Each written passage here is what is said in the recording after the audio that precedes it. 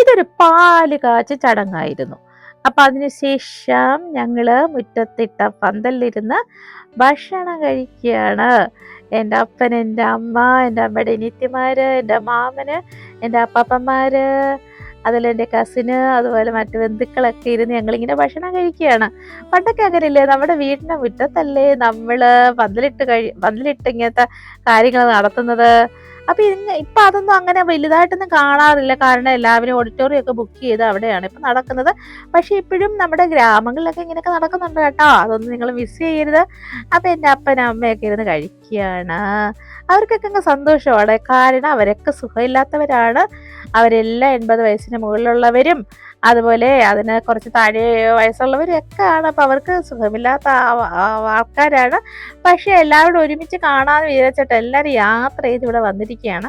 അപ്പൊ അവിടെ വിശേഷങ്ങളൊക്കെ പറഞ്ഞിങ്ങനെ ചിരിക്കും എല്ലാവരും കൂടെ. കാരണം ഇവരുടെ രോഗങ്ങളൊക്കെ മറക്കുന്നത് ഇങ്ങനെയൊക്കെയല്ലേ. ഇവർക്കെല്ലാം കാലുവേദന, കൈവേദന, മുട്ടുവേദന, എല്ലാ അസുഖങ്ങളും ഉള്ളവരാണ്. എൻ്റെ അപ്പനാണ് 2 പ്രാവശ്യം ഐസി കിടന്നു. പക്ഷെ എൻ്റെ അപ്പന് യാത്ര ചെയ്തുകൊണ്ട് വന്നിരിക്കുകയാണ്. അപ്പം ഇവരുടെ കൂടെയൊക്കെ ഇരിക്കുന്ന ഒരു പ്രത്യേക സന്തോഷമാട്ടെ. ഇതൊക്കെ നമ്മൾ മിസ് ചെയ്യരുത്. കാരണം ഇവരൊക്കെ പ്രായമുള്ള ആൾക്കാരാണ്. നാളെ എന്താ സംഭവിക്കും നമുക്കറിയില്ല. അപ്പം ഇങ്ങനത്തെ അവസരങ്ങൾ നമുക്ക് തിരിച്ചു കിട്ടത്തില്ല. അപ്പം ഇങ്ങനെ കിട്ടുന്ന സമയങ്ങളൊക്കെ നമ്മൾ എന്ത് ചെയ്യണം? അതൊക്കെ അവരോടൊത്ത് സമയം ചെലവഴിക്കണം. അതുപോലെ ഇവരെ ഒന്ന് യാത്ര കൊണ്ടുപോവുക, അവരിടയ്ക്കിടയ്ക്ക് ഇറങ്ങി ചായ വാങ്ങിച്ചു കൊടുക്കുക. എൻ്റെ അപ്പനും അമ്മയും അങ്ങനെയൊക്കെ ചെയ്ത് ഭയങ്കര ഇഷ്ടമാണ്. അവരിടയ്ക്കിടയ്ക്ക് ഇറങ്ങി ചായ കുടിക്കും. ഞങ്ങൾ യാത്ര ചെയ്യുമ്പോഴത്തേന് അതിൽ കുറേ തമാശ പറയും, കുറേ പഴയ കാര്യങ്ങൾ പറയും. എനിക്ക് അവരുടെ കൂടെ യാത്ര ചെയ്യാൻ ഭയങ്കര ഇഷ്ടമാണ്. അപ്പം എൻ്റെ മാമനാണ് ഇരിക്കുന്നത്. കുറച്ച് 86 വയസ്സും കണ്ടുണ്ട് എൻ്റെ മാമന്. എൻ്റെ മാമി മിസ്സായിപ്പോയി.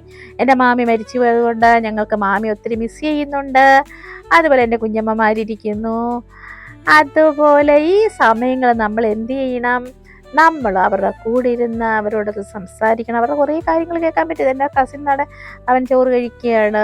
അവനും ഇപ്പം ഞങ്ങളോടുള്ള ഞങ്ങൾക്ക് ഭയങ്കര സന്തോഷമാണ്. അപ്പം നമ്മുടെ മാതാപിതാക്കളെ നമ്മൾ എന്ത് ചെയ്യുക?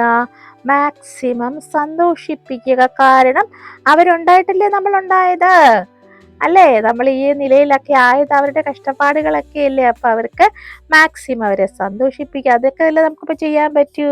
Okay, by.